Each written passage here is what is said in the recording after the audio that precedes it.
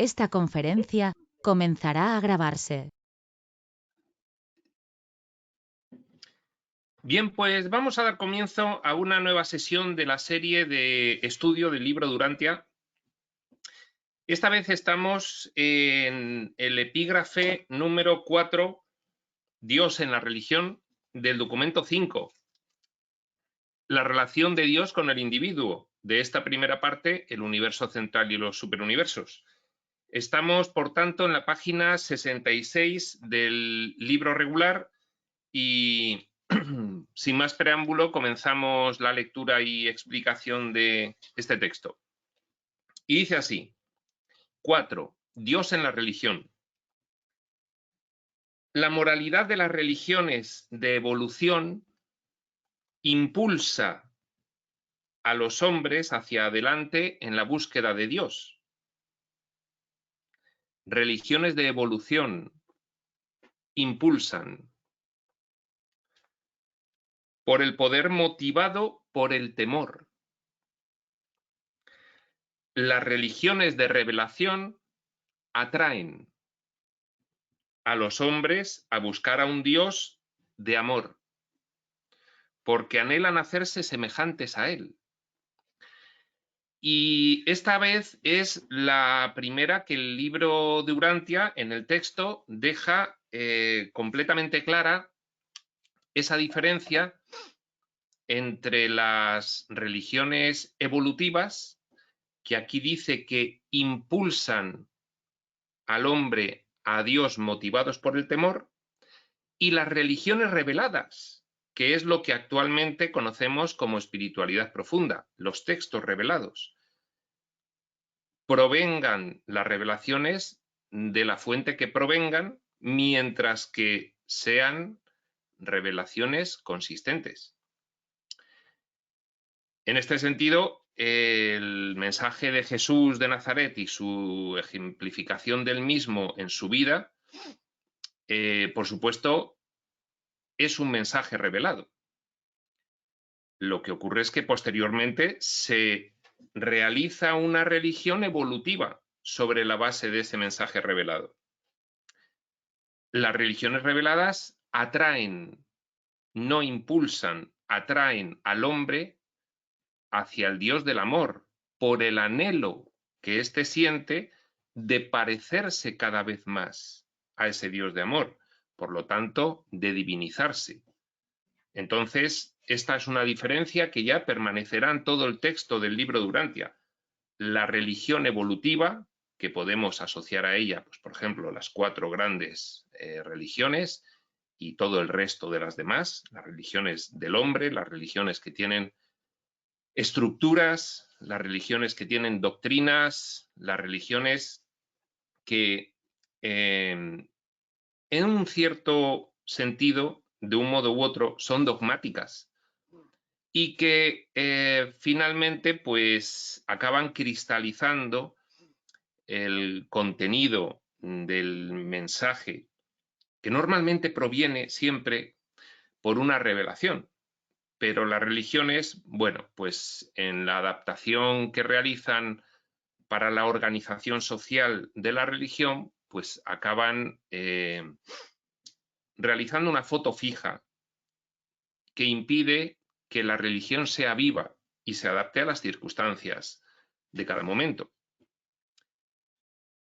Otra característica de las religiones evolutivas es que esa organización jerárquica, esa estructura que dirige y desarrolla la divulgación y la promoción de esa religión, se sitúa como intermediaria entre el hombre y Dios.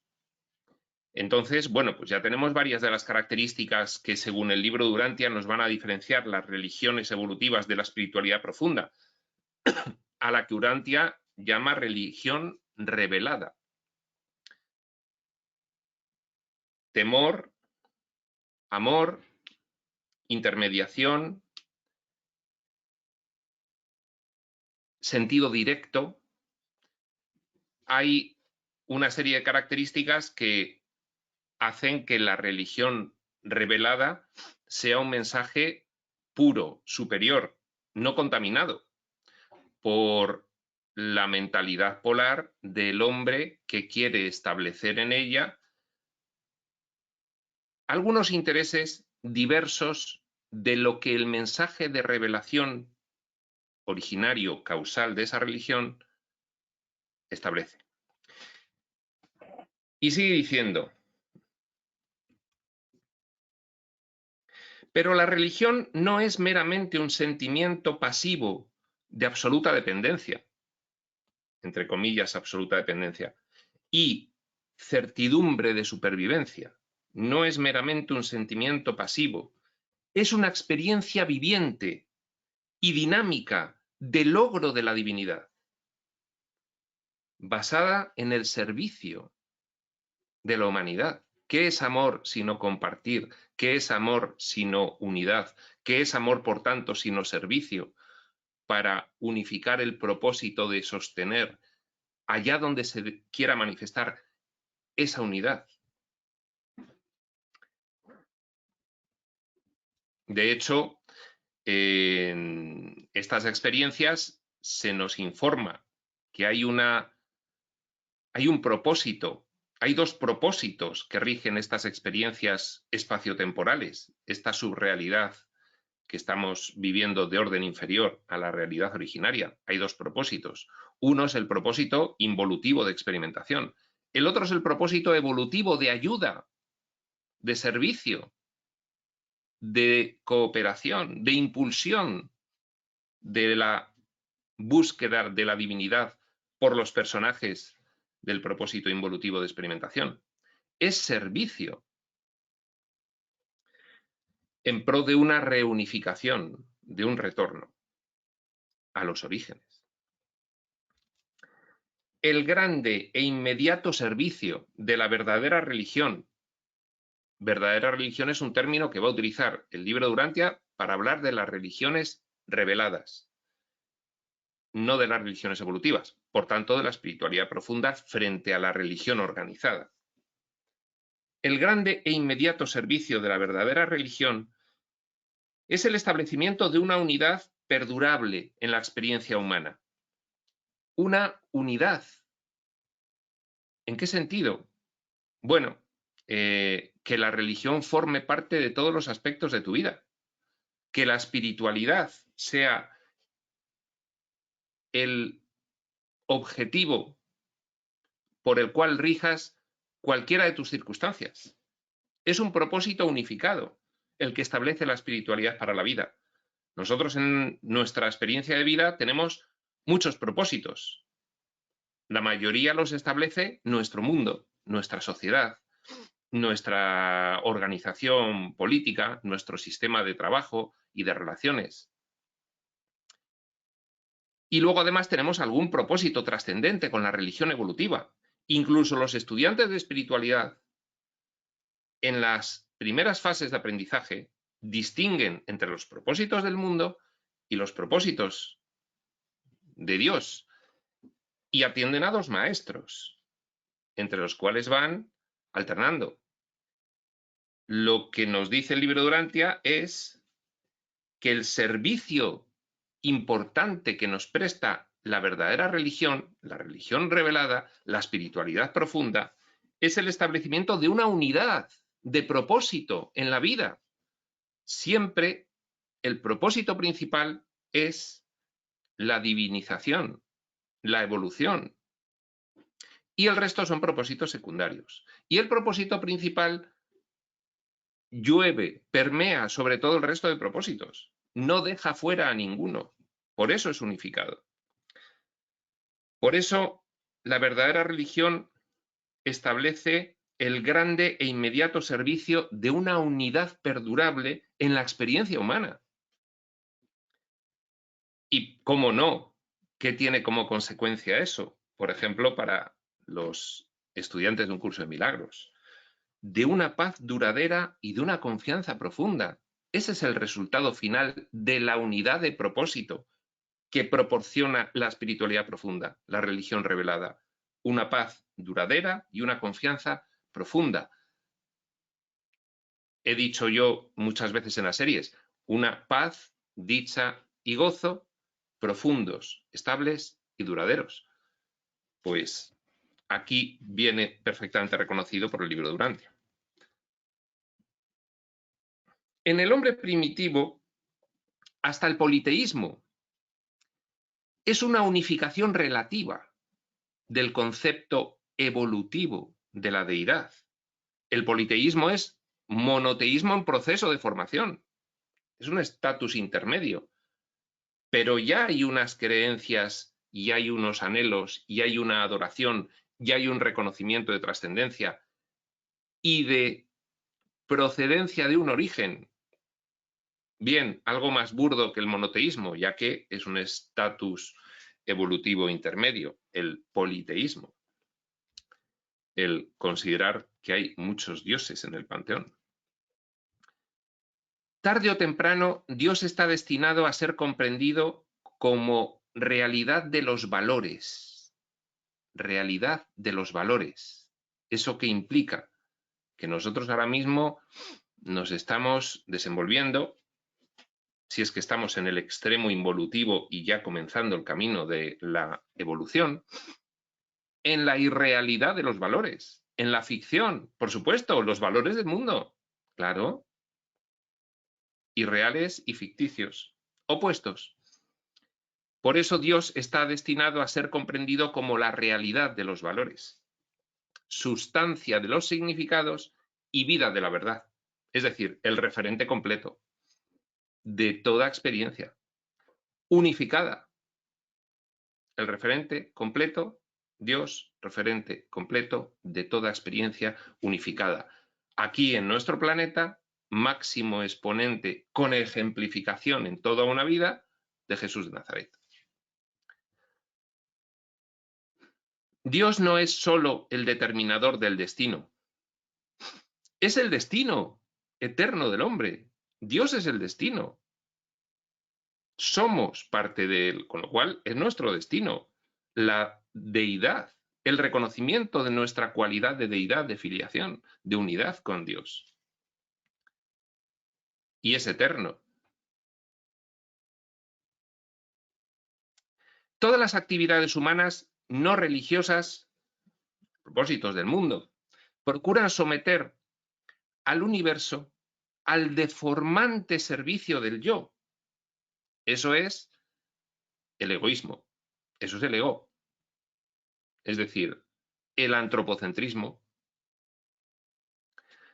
El individuo verdaderamente religioso, que atiende a los elevados y amplios y profundos y divinos conceptos, significados y valores que proporciona la información revelada,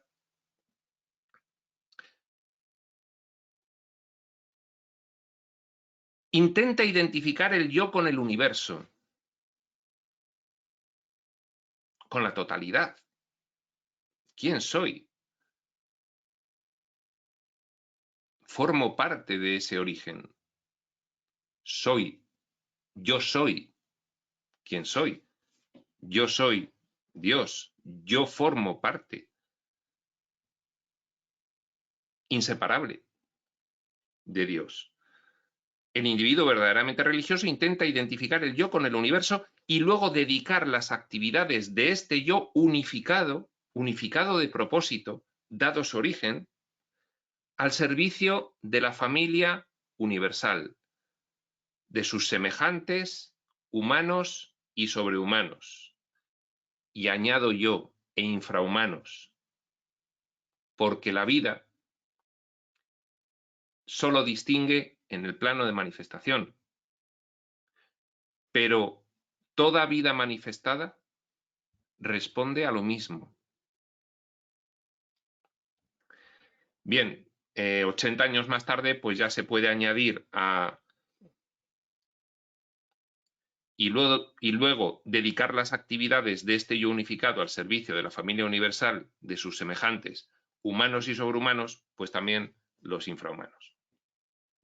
La vida, los seres vivos en general. Los dominios de la filosofía y el arte están entre las actividades no religiosas y las actividades religiosas. Actividades no religiosas, pues las puramente mundanas, las de, en fin, supervivencia, dominio y poder. Esas son las actividades puramente mundanas. Entre ellas y las actividades religiosas verdaderas, reveladas, bueno, aquí no distingue. Están las actividades, los dominios de la filosofía y el arte. ¿Por qué?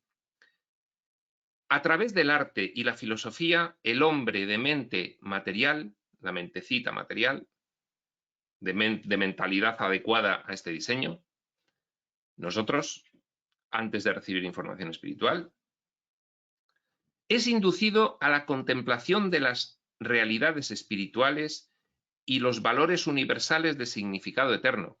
La filosofía y la religión son un tránsito entre las actividades mundanas y las actividades religiosas, porque la filosofía y el arte, inducen a la contemplación de las realidades espirituales, es decir, a pasar a mayores, y los valores universales de significado eterno.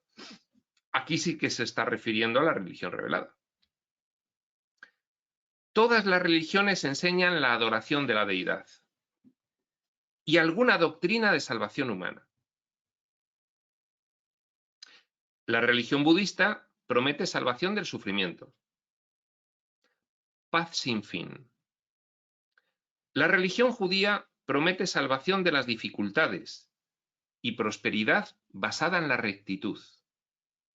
Ahí está, bueno, pues el ortodoxo judío. Yo estoy viendo ahora una serie que me está gustando mucho, que se llama Stiesel. Stiesel es una serie realizada pues, por ellos mismos en lenguaje hebreo, se desarrolla en Jerusalén, en un barrio ortodoxo, y entonces describe la vida de una familia completamente ortodoxa en ese barrio completamente ortodoxo, ¿no? Y efectivamente, pues el núcleo central de su creencia se basa en que la rectitud te confiere prosperidad, abundancia y te salva de las dificultades. La rectitud, de ahí viene la ortodoxia. La religión griega prometía salvación de la falta de armonía, fealdad, mediante la realización de la belleza. El cristianismo promete salvación del pecado, santidad. El maometismo ofrece liberación de las rigurosas normas morales del judaísmo y del cristianismo, al menos en origen y al menos en los estratos no fundamentalistas. Todo hay que decirlo. La religión de Jesús es salvación del yo. Este es viene en cursiva, está enfatizado. La religión de Jesús es religión revelada. Es un concepto más elevado de información espiritual que la religión evolutiva. El cristianismo es religión evolutiva. La religión de Jesús es religión revelada. Es salvación del yo. Liberación de los males del aislamiento de la criatura en el tiempo y en la eternidad. Aislamiento, sobre todo, en mentalidad, en conciencia, en discernimiento. Es la liberación, la expansión de la conciencia, el aumento del discernimiento. Luego también produce además una liberación espacio-temporal, dado que la religión revelada te permite ampliar los horizontes evolutivos que aquí, en esta surrealidad derivada, vivimos efectivamente como un viaje espacio-temporal. Y entonces también te libera de ese aislamiento planetario. De hecho, no en vano, pues la falta de conciencia te ata al entorno material, estés en el plano físico material o no, porque puedes haber pasado al plano morontial, plano astral, la dimensión colindante, y seguir atado aquí. por tu falta de consciencia, de discernimiento, de avance evolutivo espiritual. Los hebreos basaban su religión en la bondad, los griegos en la belleza. Ambas religiones buscaban la verdad. Jesús reveló un Dios de amor, y el amor abarca la totalidad de la belleza, la bondad y la verdad. El amor abarca la totalidad, que aquí las tenemos separadas, distribuidas, bondad, belleza y verdad, completamente correlacionadas, pero las tenemos separadas. ¿Correlacionadas en qué sentido? Pues no hay verdad que no sea, a su vez, auténticamente bella y buena. No hay bondad que no sea bella y sea verdad. Y no hay belleza que no sea verdadera y buena.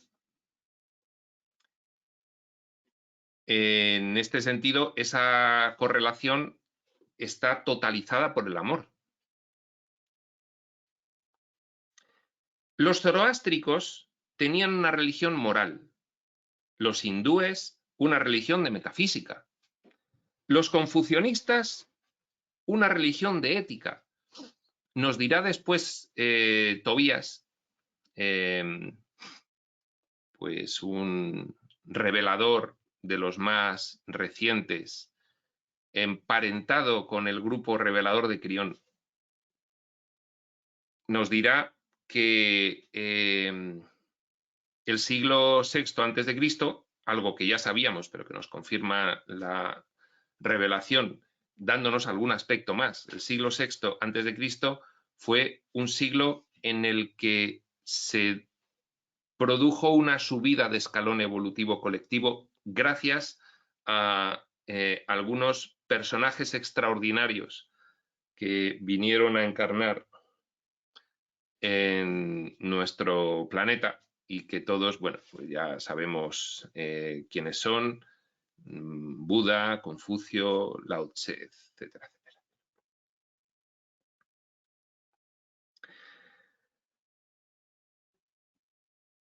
Los confucionistas, una religión de ética.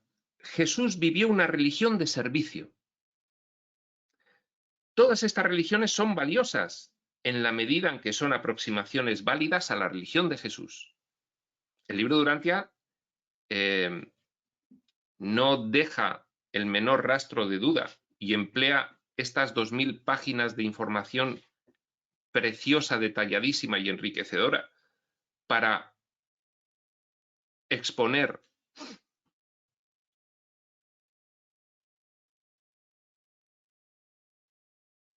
un conjunto de ideas que permitan llegar a la comprensión de qué implica la figura de Jesús en Urantia.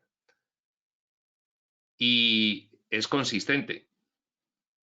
Esta frase lo acredita. Todas las religiones evolutivas son válidas en la medida en que son aproximaciones a la religión de Jesús. La religión está destinada a convertirse en la realidad de la unificación espiritual de todo lo que es bueno, bello y verdadero en la experiencia humana, a través del concepto elevado del amor. El concepto elevado del amor, que por otra parte, pues ya sabemos que no podemos aprender, que ni siquiera podemos casi ahora mismo atisbar, pero que tenemos que descubrir, ya que es la esencia de nuestra naturaleza original. Y por lo tanto, es posible descubrirlo por la experiencia vivificante de aplicación de los conceptos, significados y valores elevados a tu experiencia de vida.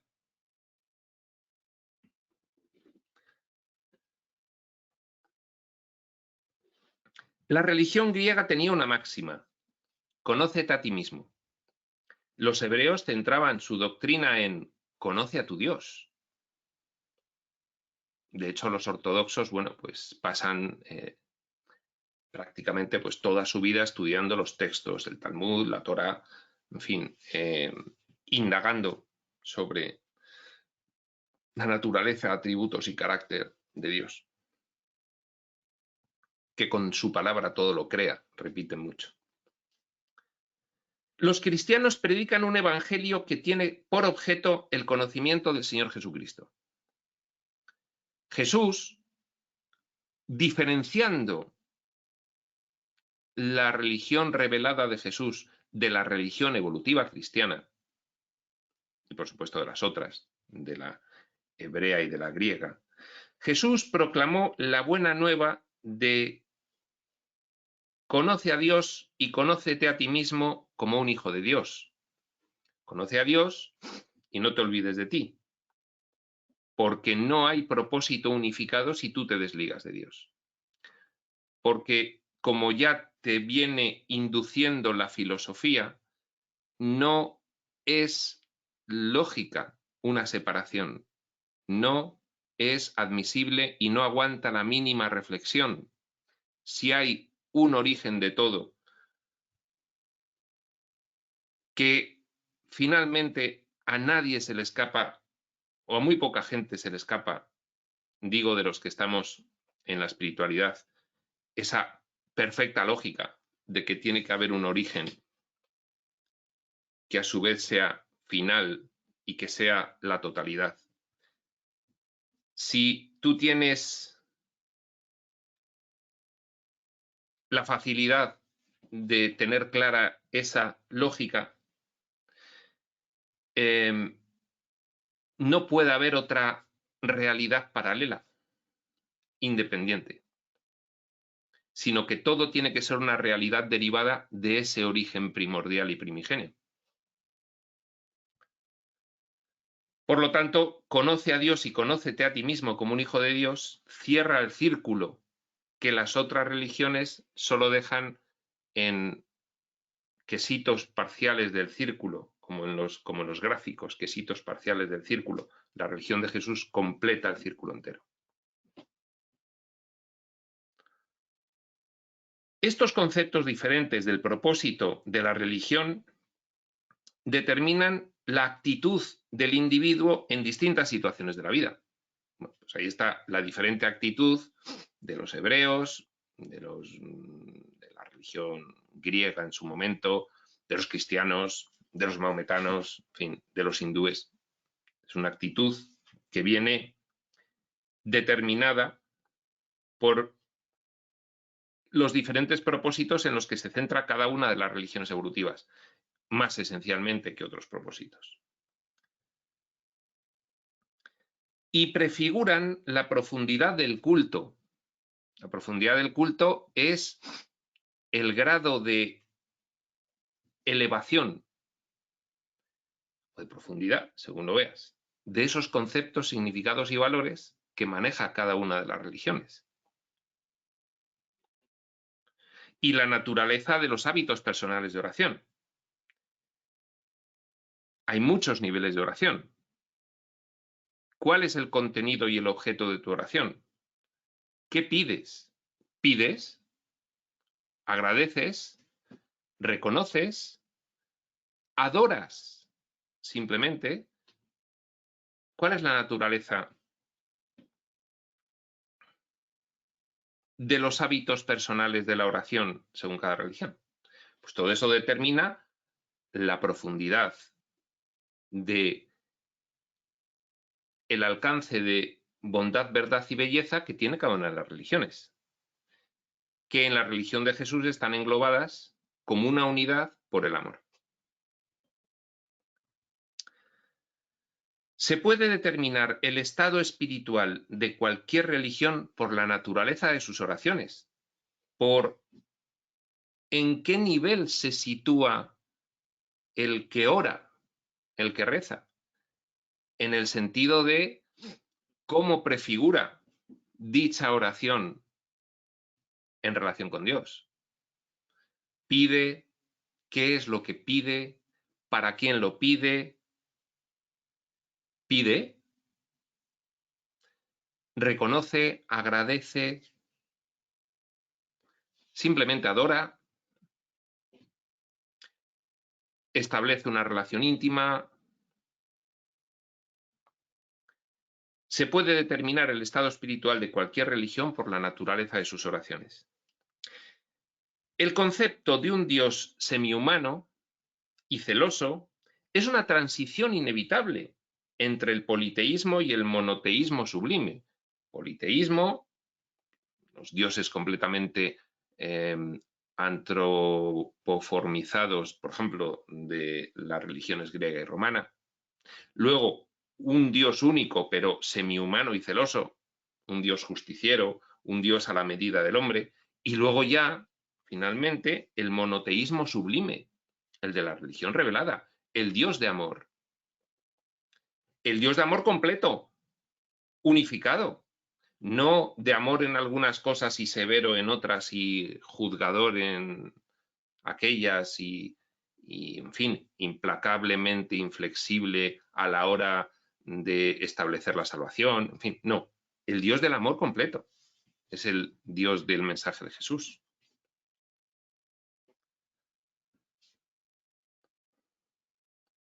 Un antropomorfismo exaltado es el nivel más alto de logro de una religión puramente evolutiva. La religión evolutiva es un estadio previo a la religión revelada. Dentro de la religión evolutiva, un antropomorfismo exaltado, por ejemplo, pues el que realiza la religión cristiana con la figura de Jesús, por encima muchas veces del mensaje de Jesús, es el nivel más alto de logro de una religión puramente evolutiva.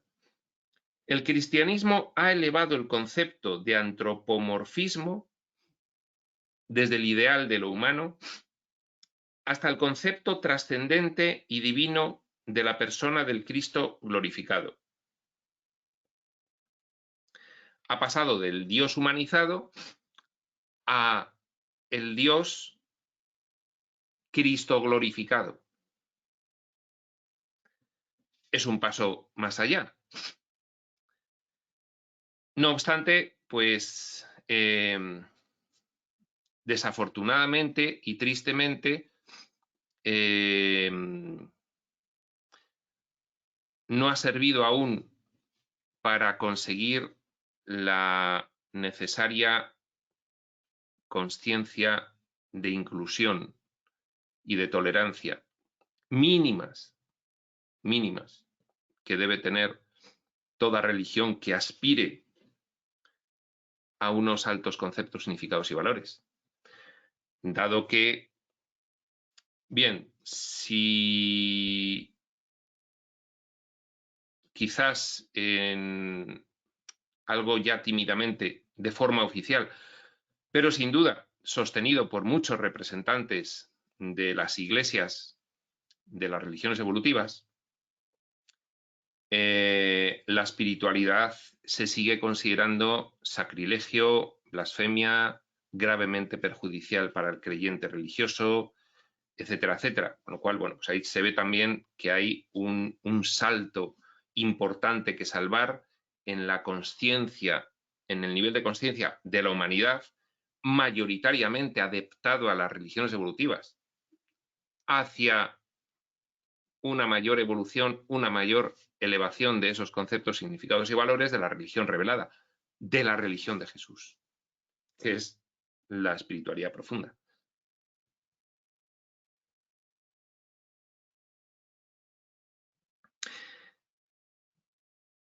Y este es el antropomorfismo más elevado que el hombre puede concebir jamás. El de el Dios asimilado al Cristo glorificado. El antropomorfismo más elevado que el hombre puede concebir jamás.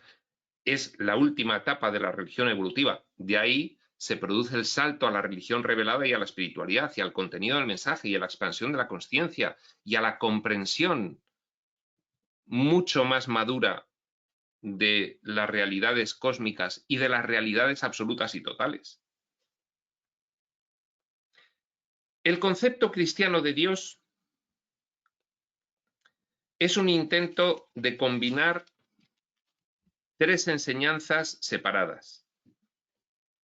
El concepto cristiano, de la religión evolutiva cristiana de Dios, es un intento de combinar tres enseñanzas separadas de ese círculo completo, unificado en el mensaje de Jesús.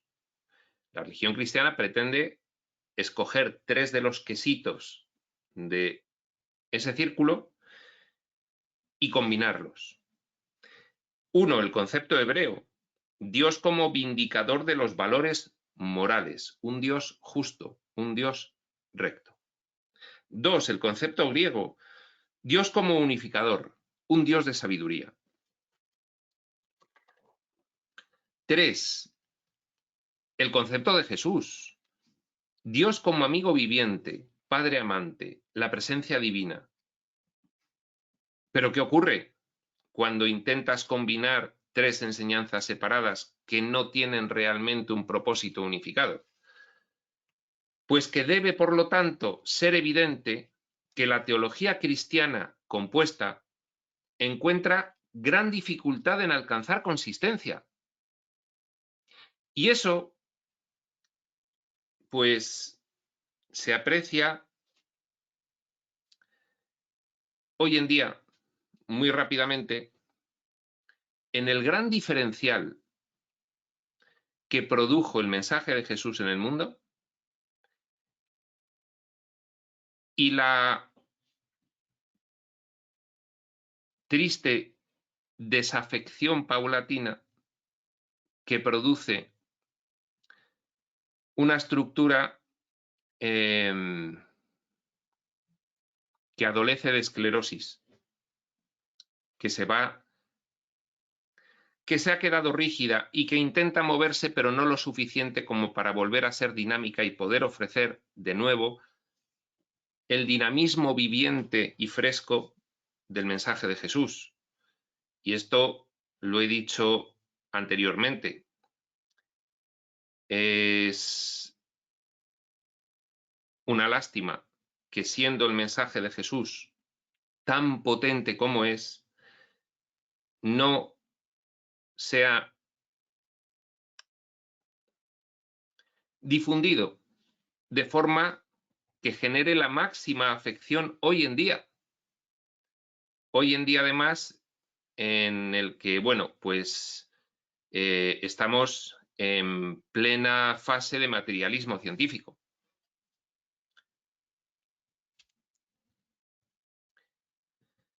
Esta dificultad que encuentra la teología cristiana compuesta para alcanzar consistencia y, por lo tanto, afección, se agrava aún más por el hecho de que las doctrinas del cristianismo primitivo generalmente se basaban en la experiencia religiosa de tres personas diferentes: Filón de Alejandría, Jesús de Nazaret y Pablo de Tarso, lo cual ha generado bastante confusión, dado que no había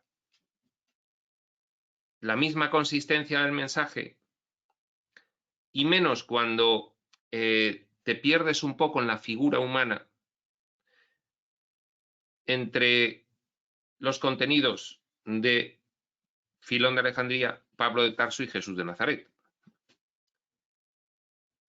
Lo cual agrava aún más, dice el libro de Durantia, la dificultad de la teología cristiana compuesta en alcanzar cierta consistencia y, por lo tanto, afección.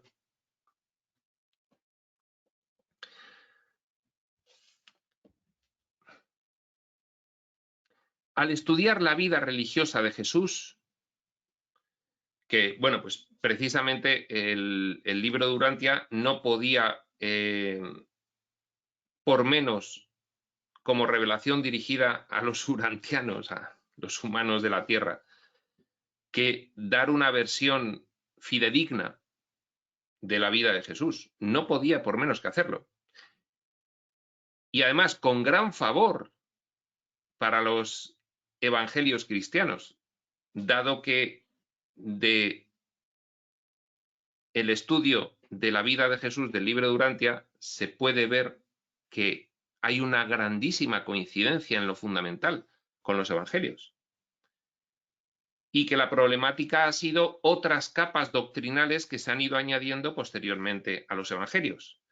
Capas doctrinales que, por otra parte, pues han ido determinando algunas adiciones, modificaciones y omisiones interesadas en esos textos originarios de los apóstoles y primeros discípulos de Jesús. Al estudiar la vida religiosa de Jesús, visualizadle positivamente, y ese estudio, en mi opinión, se realiza de forma máxima con este texto de la vida y enseñanzas de Jesús del libro de Urantia. No penséis tanto en su afán de pecado, sino en su rectitud, su servicio amante. No penséis tanto en el aspecto pasivo, sino en el activo. Su rectitud, su servicio amante, su honestidad, su entrega, su servicio, su, en fin, tantos adjetivos, ¿no? Su servicio amante. Jesús superó el amor compasivo, comprendido en el concepto hebreo del Padre Celestial, por el afecto más alto y mucho más activo y amante de un Dios que es el Padre de todos los individuos, no solo del pueblo de Israel, incluso de los descarriados, de todos. Y por eso, si bien distorsionado y postergado, pues aún así, en algunas cuestiones, la religión cristiana, bueno, partiendo de la más alta revelación que hemos recibido en nuestro planeta, incardinada en el sistema de ayudas del plan de Dios para el retorno, que ha sido el mensaje ejemplificado en una vida que fue la de Jesús, pues a pesar de las distorsiones, no obstante, es una religión espiritualmente algo más avanzada en algunos aspectos que las otras, dado que en otros aspectos pues sufrió una profunda involución. Bien, quería hacer un comentario final a este epígrafe y lógicamente pues lo hago en el sentido de hacer una pequeña disertación sobre mi opinión personal, precisamente pues en la religión en la que por mi origen occidental y educado en la religión de tradición judeocristiana, en la religión cristiana, en la religión católica, y después pues por el paso hacia la espiritualidad, pues me apetecía hacer una cierta perspectiva. Bueno, por supuesto, en primer lugar, quede que no debe quedar cierto revanchismo en el estudiante de espiritualidad que sufrió decepción en la educación religiosa que recibió de joven. No debe quedar cierto revanchismo en el sentido de no debe incurrir en la crítica fácil y destructiva con respecto a la religión. La religión, el libro de Urantia, cualquiera de las religiones evolutivas, no solamente aquí, que es un epígrafe, un primer epígrafe donde trata el tema un poco de forma expresa, sino luego en la parte 3, la historia de Urantia, lo trata de una forma ya completamente específica y detallada, la cuestión de las religiones evolutivas. Y, por supuesto, han sido necesarias en nuestro camino evolutivo, han sido un paso más. Igual que lo que estamos haciendo ahora es un paso más que dará lugar a perspectivas mucho más ampliadas de la comprensión de la realidad. Entonces, no tiene sentido el realizar una crítica gratuita que puede estar basada muchas veces en, bueno, pues pequeños resentimientos que quedan por haber recibido una religión, una educación religiosa estricta y bueno, pues incluso en algunos casos castrante y tal. No, bueno, no tiene sentido. Lo que sí tiene sentido es lo que algunos recientes, no tan recientes, pero algunos recientes movimientos se están realizando desde la espiritualidad profunda para intentar, por supuesto, no a nivel oficial, sino a nivel privado, a nivel particular, intentar, está habiendo algunos movimientos que intentan realizar un acercamiento y una especie como de consenso con algunos grandes pensadores y teólogos de la religión católica y de otras religiones cristianas en cuanto a la necesaria apertura que la religión debe empezar a realizar hacia la espiritualidad para, bueno, actualizarse y poder seguir contribuyendo a esa expansión del discernimiento espiritual, de la consciencia, a esa evolución a la que tanto ha contribuido en los últimos 2-3 milenios, a la que tanto han contribuido las religiones evolutivas en los 2 últimos 3 milenios, esas grandes religiones, para el progreso de la humanidad, pero no debiesen quedar relegadas en segundo plano por intentar sostener el concepto de única verdad.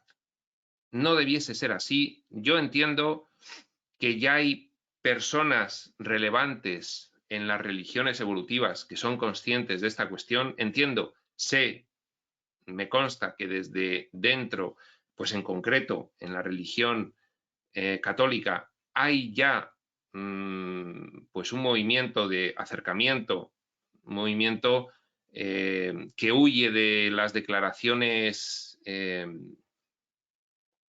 precipitadas que a veces pues se tienen que oír por ahí, tanto de los representantes, que no hay representantes en la espiritualidad, sino personas dedicadas a la espiritualidad con respecto a la Iglesia, como desde dentro de la Iglesia con respecto a la espiritualidad. No tiene sentido.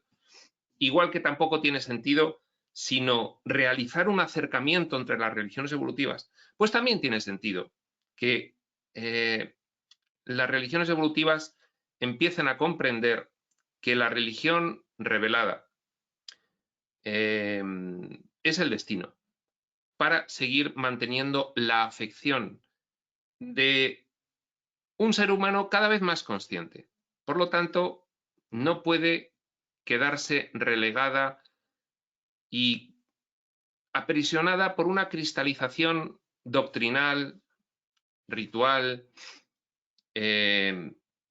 de tradiciones y costumbres y de conceptos que hay que ir adaptándolos a la realidad del aumento de conciencia, porque si el ser humano aumenta de conciencia, se desafecta de las religiones evolutivas que no la acompañan. Y por lo tanto, pues los estudiantes de espiritualidad tenemos una responsabilidad. Lo sencillo es emitir la crítica despectiva, si es que en la religión se han quedado un poco anticuados y tal. No, eso es lo fácil. Lo importante, lo profundo es intentar establecer de la forma más cariñosa y respetuosa posible conversaciones que puedan constituir la tendencia de puentes para que pueda haber una convergencia, una convergencia. Yo creo también, soy de la opinión de que esto, bueno, pues depende bastante también de la cúpula organizativa de cada religión evolutiva. Pues, en el caso de la religión cristiana, de la curia y del papa. Curia de cardenales y arzobispos y obispos y del papa. Pero bueno, me consta que ya está habiendo cierta apertura. No es todavía expresamente oficial, pero la está habiendo. Y además me consta que luego, bueno, pues efectivamente somos humanos. Y la personalidad de unos altos dignatarios y otros, pues es diferente. Y bueno, pues en algunos casos se propicia más esa apertura. Y creo que en este momento, pues se está propiciando más esa apertura. Desde luego no es fácil. No es fácil porque algunos de los principales problemas de desafección que ahora manifiesta la Iglesia no son ni siquiera de concepto, que también, sino de determinadas consecuencias en la experiencia de vida tanto de feligreses como de ministros, determinadas consecuencias en su experiencia de vida que vienen directamente ocasionadas por una falta de apertura y una falta de adaptación. Y bueno, pues todos tenemos en mente los tristes episodios y lamentables episodios que han estado en prensa últimamente, pues con la cuestión de los sacerdotes. Y desde luego, pues no es difícil aventurar que no va a haber solución en tanto que no se realicen algunas modificaciones que tienen que provenir de una previa evolución profunda, que tiene que provenir de una previa reflexión, que tiene que provenir de la decisión de dar un impulso evolutivo a la religión evolutiva para que cada vez más contemple la pureza del mensaje de Jesús ejemplificado en su vida, que lo contiene, pero suprimiendo los obstáculos, que son esos elementos distorsionantes que empañan ese mensaje que está ahí, está ahí. La sutileza de la alta comprensión vendrá después, pero lo primero es, al igual que en la evolución particular la espiritualidad nos enseña, resuelve primero tus grandes obstáculos emocionales y de conflicto psicológico, porque si no actuarán como bloqueo que te impedirán avanzar. Pues de igual modo sucede con la religión. Y me voy a aventurar a dar tres ideas que yo pondría en práctica o que sugeriría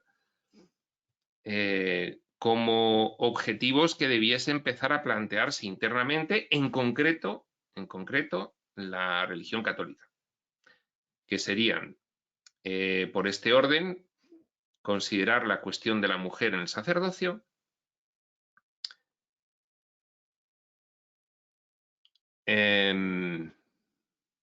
realizar un celibato voluntario. El que quiera tener un celibato obligatorio, el ministro sacerdotal que quiera tener un celibato obligatorio, perfecto. Y el que no, pues habrá otra categoría en igualdad de dignidad, de célibe voluntario, en el sentido, bueno, pues yo no realizo los votos de celibato. Yo, en fin, quiero tener una vida pues, con pareja. Bien. Una tercera cuestión sería revisar la cuestión de las vocaciones y los ingresos a la carrera sacerdotal. Puede parecer un poco extremo lo que voy a decir, pero yo establecería por regla general que no se ordenasen sacerdocios a personas sin experiencia vital. ¿Que eso es difícil de determinar? Bueno, una de las formas es, pues no ordeno a nadie menor de 30 o 40 o 50 años. mientras, bueno, pues estás en alguna figura próxima y tendente a la ordenación, en la que ya, pues si quieres, puedes realizar incluso pues un celibato voluntario. Pero creo que la conciencia de la humanidad está aumentando de tal forma que o los sacerdotes o los ministros de la Iglesia tienen un nivel suficiente como para poder aconsejar a cualquiera de las personas y sus situaciones. Y para eso, decididamente, no solo hace falta formación, sino también experiencia de vida. O esa labor pastoral cada vez va a tener mayor desafección específica dentro de la desafección general que produce ahora mismo en determinados sectores de población con niveles de conciencia algo más elevados, la total estructura de la religión, de la Iglesia. Y una cuarta recomendación que, por supuesto, yo no son consejos que dé sin que se me pidan, no son recomendaciones que yo haga gratuitamente, simplemente ha venido a colación al tratar esta cuestión de este epígrafe 4, Dios y la religión, el que, bueno, pues me haya decidido a comentar el tema, sencillamente, y bueno, también un poco pues porque creo que es interesante que los estudiantes de espiritualidad profunda, los que van a ver estos vídeos, que por ser vídeos muy específicos y muy profundos en la temática de la revelación, pues tienen poca afluencia, es normal, la que tiene que ser, no mucha más, porque si tuviesen demasiada afluencia yo me preocuparía, yo diría, algo no estoy haciendo bien, si esto tiene una afluencia de millones de visores, algo no estaría haciendo bien. En lo que yo considero que es mi propósito que quiero hacer, claro. Una cuarta cuestión sería la revisión, por supuesto, de la doctrina católica en algunas cuestiones, pues en cuanto a qué suponen o que pueden suponer tendencialmente exclusión. Pues, por ejemplo, pues la cuestión de la opción sexual, relación pues, con los homosexuales, etcétera, etcétera. Entonces, el papel de la mujer, la revisión de algunos elementos de la doctrina que generan exclusión, la cuestión de la voluntariedad en el celibato y la cuestión de la necesaria experiencia vital en los ministros sacerdotales. Por poner un ejemplo de algunas cuestiones que pueden ser de planteamiento urgente en la religión católica y en otras religiones cristianas y, bueno, en general en las religiones evolutivas. Bien, pues sin más charla, vamos a acabar aquí esta sesión y, por lo tanto, dejamos para la siguiente el epígrafe 5, la conciencia de Dios, interesantísimo. Sin más, prospector.